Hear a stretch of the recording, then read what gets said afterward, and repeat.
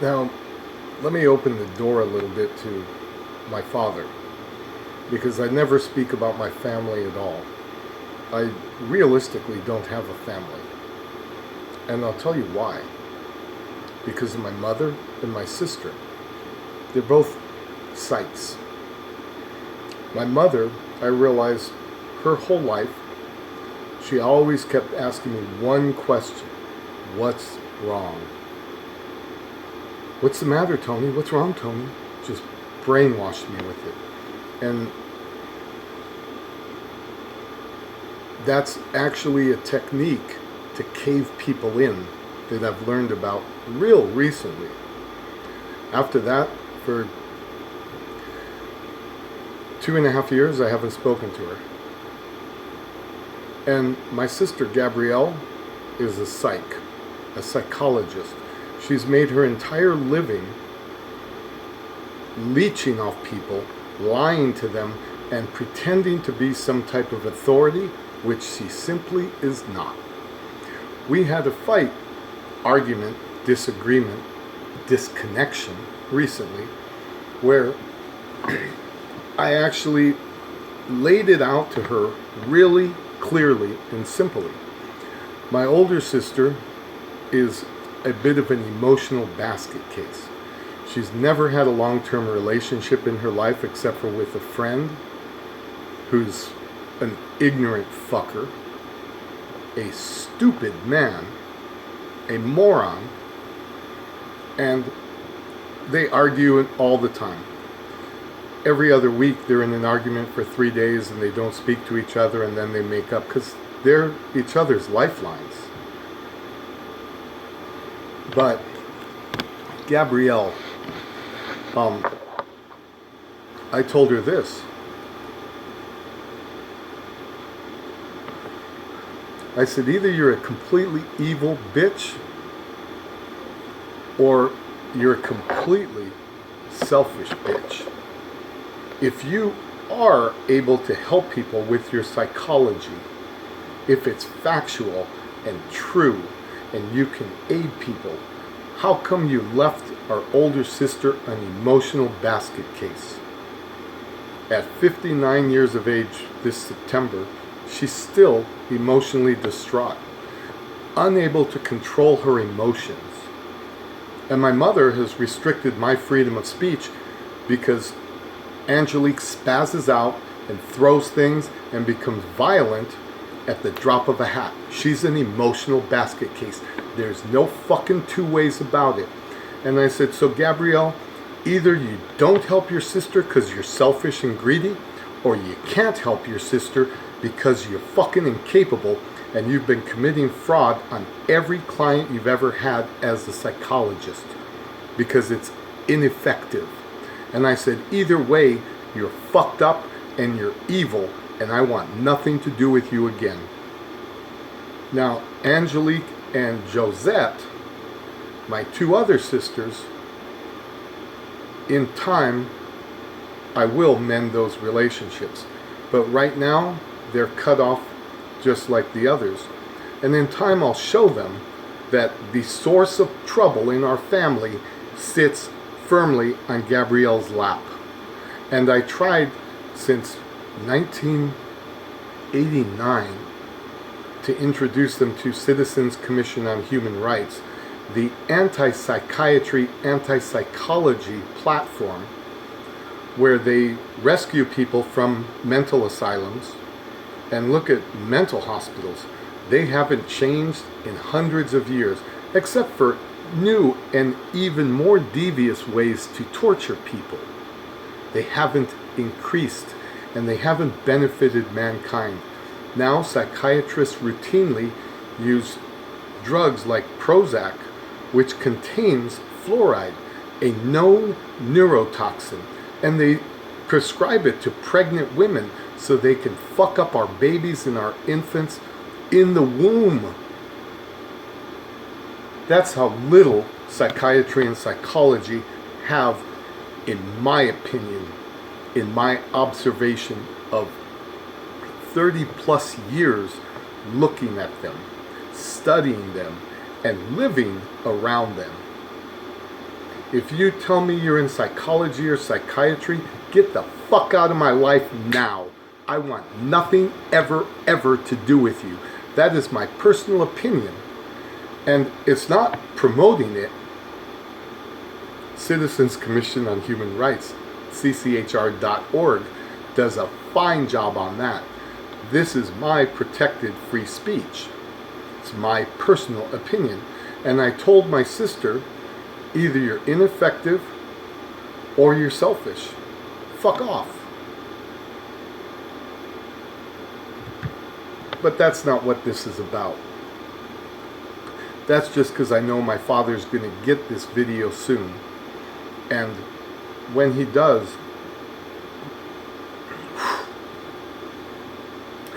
I want him to know that I honor my father and my mother.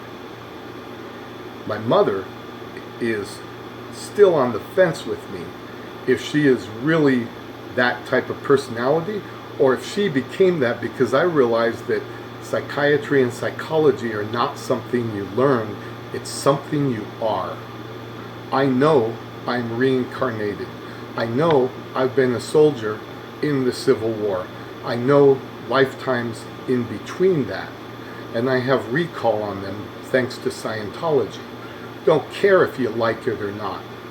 You haven't done it. You've heard about it. You've listened to Leon Remy. You've listened to the fucking Time magazine articles. But you haven't looked into it. And I did. And I got 75 hours of their auditing. And I can tell you a little bit that this is not the first body I've been in on this planet. So Christianity and Islam, Judaism, that say we're going to die and go to heaven, I know you're wrong. I know it in my soul. My dad never taught me about that in his life. What he did was he created an environment for me where I got a proper education. He sent me to St. Thomas More in Alhambra, California, where I had some really good teachers. Sister Macias, you taught me mathematics in the 7th grade that they didn't teach me in high school because I already learned it there. And you ruined my high school mathematics classes because you were such a brilliant educator, rest in peace, that you taught me everything I needed to know to graduate high school when I was still in grade school. And that's because my father insisted on me getting a good education. A Roman Catholic education, a Jesuit education. And you'll hear me talk about that in law because I realize how deep and how dramatic of a difference the Jesuits are in educating and training people. They train the CIA, the Mossad, MI5. They train the greatest intelligence services around the globe. And they taught me, thanks to my father. And when I went to St. Francis High School in La Cañada, California, many of you wonder why I wear this ring still. Well, it's a really odd story, but let me finish with St. Francis first. I had 3 teachers my sophomore, junior, and senior year. Mr. Haney, Mr. Voorhees, and Black Belt Beowulf Bailey, Mr. Bailey. The 3 of them were each individually like Robin Williams in Dead Poets Society. And they really rubbed that and crammed that down my throat and forced me to get it and made sure that I fucking understood how to learn, how to study, and how to take something and evaluate it and see, look at it, and study it and really understand it.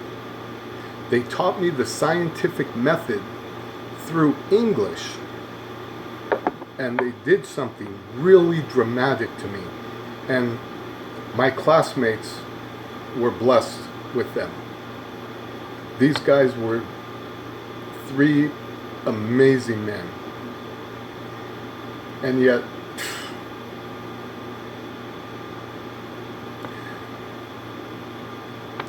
shitbag Louis Diaz. And I say that with utmost respect, because I got into drugs at an early age, and Louis and Mariana Torres took me under their wing. So did my friends Memo and John, and they ran me to meetings, 90 meetings in 90 days. And Louis was like a sponsor, and Mariana was like a guardian angel to me. They both taught me a tremendous amount of how to live like that.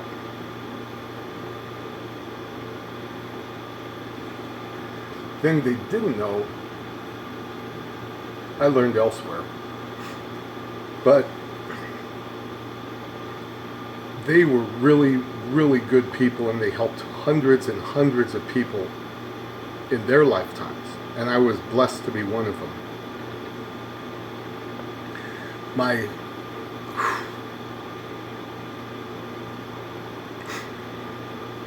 Then really it took over to women that were important in my life, and Mary Gay, and then the triangle, I call them the Bermuda Triangle of Las Vegas. Beth Settle, Britta Bang, and Virginia Fair, Weddy. Way, way superior beings on top of this planet type. Superior shit. The most powerful. I walked by Beth one day, and I got about 15 feet away from her, and I got hit with this wave of emotion and energy that just overwhelmed me. And as I walked through it, I was just floating on air. Wow. And then all of a sudden I walked away and it just went, done. Her sphere of influence was so magnetic and so powerful that you could feel whenever she walked into your space. And they were amazed because I could handle some problems like this that they couldn't. Janice McDaniel, a long time, well, not long time, she was a friend of mine for about a year, but she's still since then it's been a long time, and we're still friends, and we still connect spiritually. And she saw me one day, we're walking at Harris Carnival Court, and there's this thing, it's mentioned in my History of America, part 6, so it's really important to me, about being able to judge people and to look at them and recognize their character and their emotional tone level. There's also an unknown part to that which isn't mentioned, and it's called the No to Mystery scale. And one day Janice and I were there walking through Harris, and I said, Janice, stand behind me, and she did, and I went, boom, eat, sex, wow, controlling bodies, cheerfulness, and I could spot people like this. And as all these people are walking past us, I'm pointing out their emotional tone levels and their spiritual awareness characteristics in some instances, instantly, fast. And she was like, after a couple minutes, she said, okay, stop. And she grabbed me and goes, you're just moving too fast for me. That's because I've been properly trained in things. Because of my father's education, because of what he instilled in me.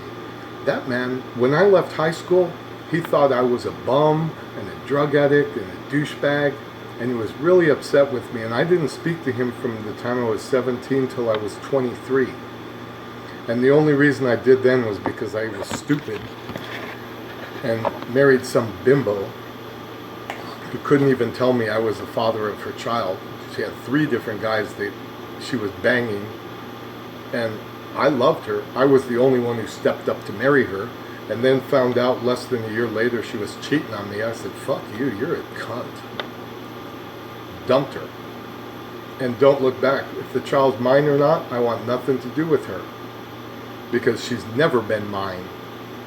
Because she's the mother's problem. You know? That's her emotional baggage. And it's really, I did everything I could. I was just with a very selfish, egotistical woman. Can't stay with them. No one's fault but hers. Corey Muniz, M-U-N-I-Z, just to be fair.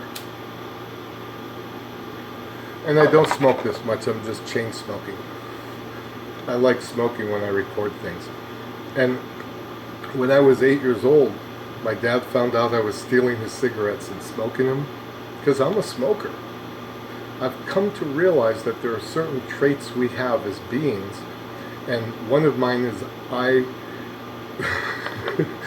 now we're going to get into the last airbender, another spiritual thing, but I'm a Taurus, and I'm a rabbit, and I see how those two worlds combined in me.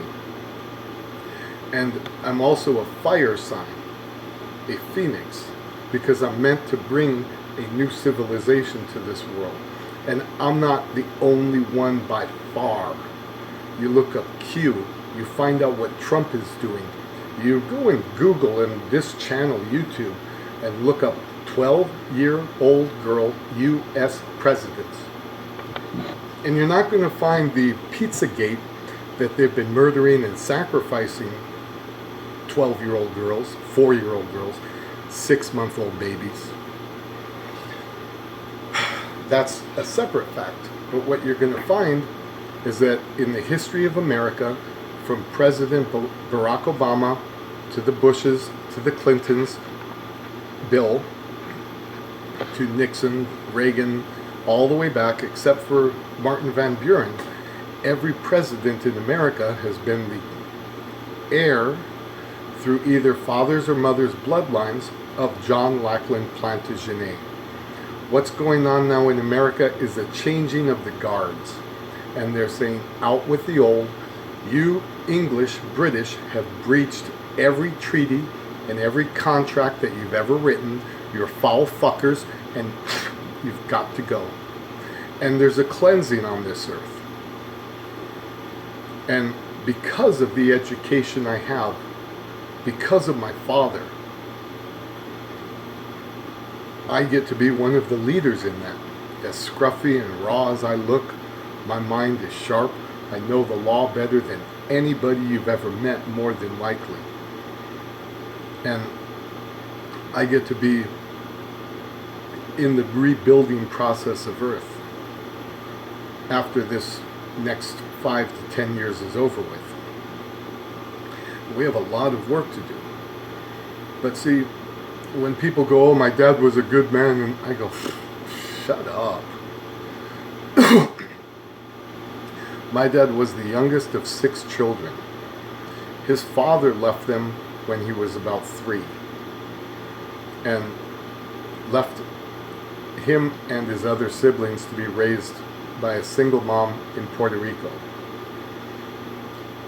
He was forced, stressed by his mother to get a good education, and he passed that along to me. And he showed me by example, not by force. And I saw that with Jimbo Yasuda across the street. His dad was a forcer. My dad was a example. Very different fathers. My dad put himself and got a scholarship because he stuck and buckled down and got excellent grades. He got a scholarship to Georgetown University, where he got his medical degree. And he's a surgeon. But after that, he went and devoted and risked his life in Korea and served as an officer in Korea. To this day, he's never mentioned ranks or anything that happened or had one single talk to me about anything that happened in his time in Korea.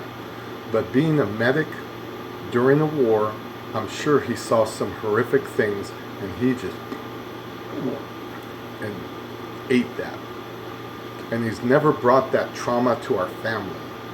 He's never even said, do you know the kind of horror I saw there? And you're complaining about this?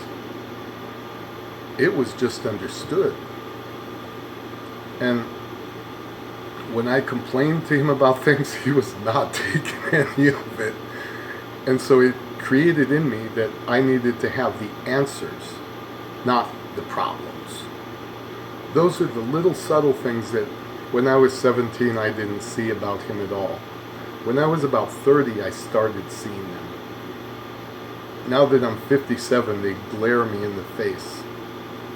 And I see, since I've been about 40, what a great, amazing man he is. And when I was 17, fuck you, you're an asshole.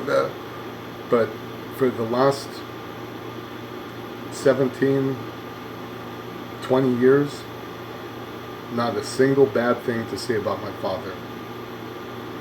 If everybody had a father like him, the world would be a utopia, because we'd be responsible for ourselves. You look on my websites, I'm on Facebook, I'm on YouTube, I'm on Instagram, LinkedIn, I'm on Twitter, I'm on TikTok, and you never see me complaining about people. I don't bring out problems. I go, that's the problem you guys are talking about, and here's the solution. That's my father in me. That's how I honor my father. And you can also look on all those platforms, and you will never see one, not 1 second, that I go, give me money. Can I ask for a donation? My friend started a Kickstarter for me, and he said, well, why don't we use it to help you pay rent and help you get your teeth fixed and help you. And I'm like, Paul, I'm exactly where I need to be. I'm so fine, I don't need a thing. And that's my father speaking. I know I did some things in life, but see, even that, the drugs and the homelessness and the violence that I went through when I was 17 to 20, I really needed that so that I could develop other things that my father couldn't teach me. I go out on Las Vegas Boulevard and I'm promoting nightclubs and strip clubs, and that's why the nickname Titty Bartoni. And this old man, Juan, and his wife come by, and they pushing a shopping cart filling it full of cans that they dig out of the trash. We're at Fremont Street, and I'm with my friend Paul and another friend of mine, Michael Moore, and I see Juan walk by, and he goes, hey Tony, and I go, hey Juan, how are you doing? And I told Paul, and it's true, I said, that motherfucker's a hustler, and when I get money, I'm going to give him a nice job, because he knows how to hustle, and I'll find something he likes to hustle, and I'll make him a rich man. I'm honorable with my friends. I see the guys digging in garbage and hustling, honest. And I remember when I was 10 years old and I saw some guy digging in the trash in my dad's medical clinic in Montebello, and I said, look at that bum digging in the trash, and bam! You never speak bad about anyone who's making an honest living. I remember things about my father. He taught me honor and integrity, and the most important thing that you guys lack, that fucked you up your whole life, that you're fucking losers for. I graduated high school, I'm bitching. Oh, look at my college diploma, I got it all. I spent over 20 years studying the world's religions because I wanted to be a priest. But I didn't like the Roman Catholic Church because they failed to teach me Matthew 5 verse 48. Be as perfect as your heavenly Father is perfect. And when I asked how, nobody had an answer. And I lost faith in the church after that, and I started looking for other things. And that led me into Scientology. It also led me into Nichiren Szechuan Buddhism first, and then to Paramahansa Yogananda, the Self-Realization Fellowship, later, before I got into Scientology. And I studied Native American mysticism and many of the world's religions, because I wanted something like that to be my life. But it still wasn't me. And it wasn't until I got losing both of my children, getting in trouble in jail and courts for civil disobedience actions, laws that I knew were unjust, that I fought.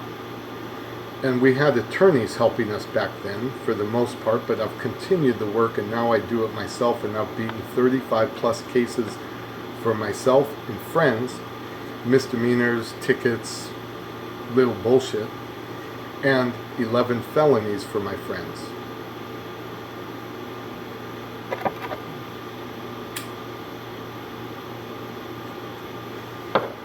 And that's because of something your parents didn't teach you, that my dad taught me by example. Keep learning, keep studying. Whatever you like, learn about it, read about it, study it, keep doing it over and over and over again. The man was 75 years old and still reading JAMA, Journal of the American Medical Association, and I asked him, I said, "You're retired.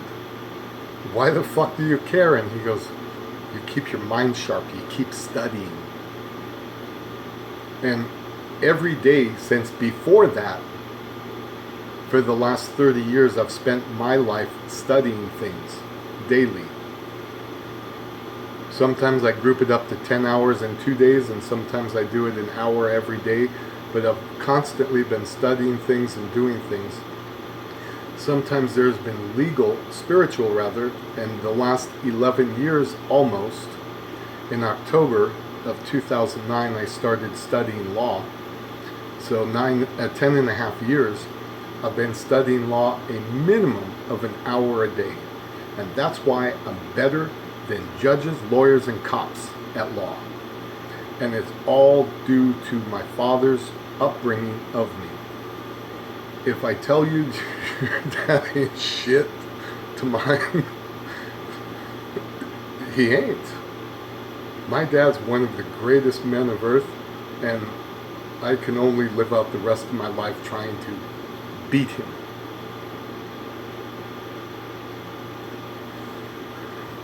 And he brought thousands of people into this world. And I got to help out thousands and thousands of people in this world to come close. I got a project ahead of me. But I want to tell you, Dad,